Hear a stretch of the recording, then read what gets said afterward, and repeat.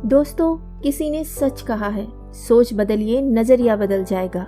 नजरिया बदला तो जिंदगी बदल जाएगी। मैं हूं आपकी दोस्त ज्योति। आपका स्वागत है मेरे चैनल एम्पावर द लाइफ में।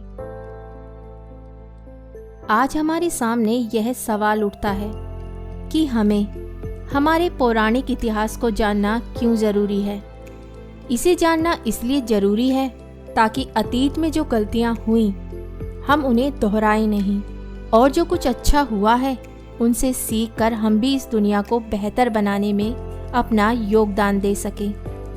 तो आज मैं आपको बताऊंगी सफलता के वे सूत्र जो हम सभी को महाभारत से सीखने चाहिए।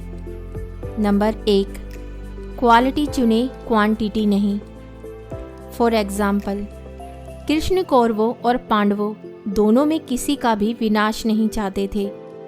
वे आखिर तक युद्ध को टालने के प्रयास करते रहे, लेकिन युद्ध अनिवार्य हो गया।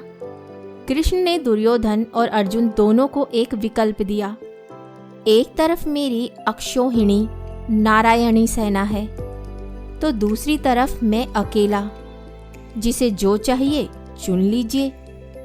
एक तरफ क्वांटिटी थी, दूसरी ओर अकेले कृष्ण, वह भी निहत्थे, हालांकि क्वालिटी से भरपूर। दुर्योधन ने क्वांटिटी चुनी तो अर्जुन ने क्वालिटी, लेकिन युद्ध का परिणाम क्या हुआ सब जानते हैं। तो गिनती की दौड़ में ना पड़ें, गुणवत्ता की खोज करें, विजय निश्चित है। नंबर 2, समय के साथ बदल जाएं। फॉर एग्जाम्पल, चौसर में हारने के बाद पांडवों को 12 साल के वनवास और 1 साल के अज्ञातवास पर जाना पड़ा। अज्ञातवास की परिस्थिति बेहद कठिन थी। उन्हें हर हाल में छुपना ही था, और छुपने वाले भी कौन? वे जो लाखों में भी पहचान लिए जाएं, पांडव पुत्र। इनका अज्ञात रहकर छिपे रहना एक असंभव सी चुनौती थी, लेकिन इस चुनौती से घबराकर इस पर आंसू बहाने के बजाय पांडवों ने तय किया कि समय बदला है तो हम भी बदल जाएं। वे छिपने के लिए राजा विराट के यहाँ जा पहुँचे। वीर पुरुष अर्जुन बृहन्नला का रूप धरकर राजा की बेटी उत्तरा को नृत्य सिखाने लगे। युधिष्ठिर, जो खुद चौसर में हार गए थे, वे राजा विराट को चौसर सिखाने लगे। इसी बहाने उनको महल में रहने की अनुमति मिल गई। भीम, जिनका भोजन सैकड़ों रसोइये मिलकर बनाते थे, वे खुद रसोइया बन गए।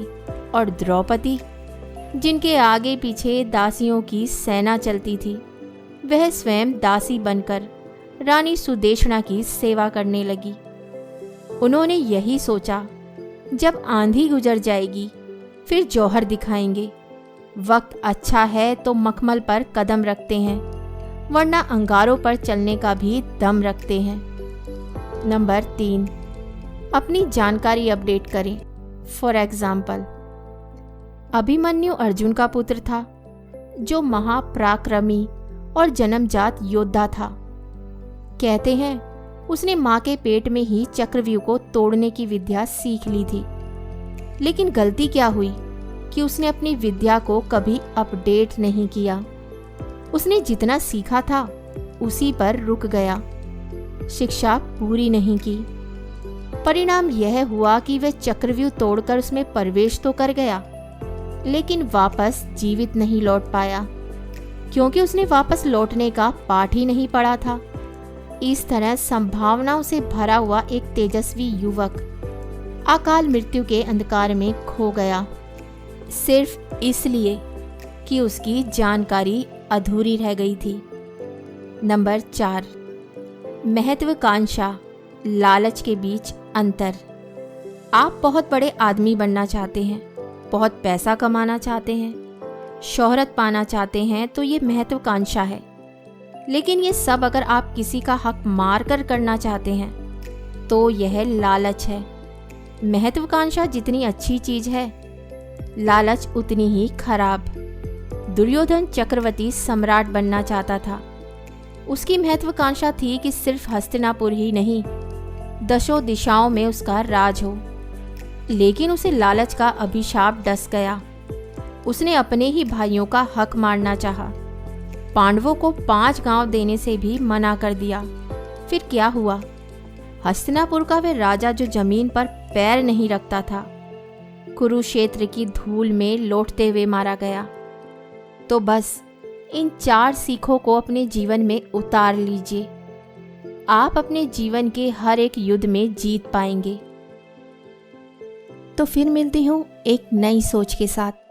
तब तक हंसते रहिए, मुस्कुराते रहिए और अपना ख्याल रखिए।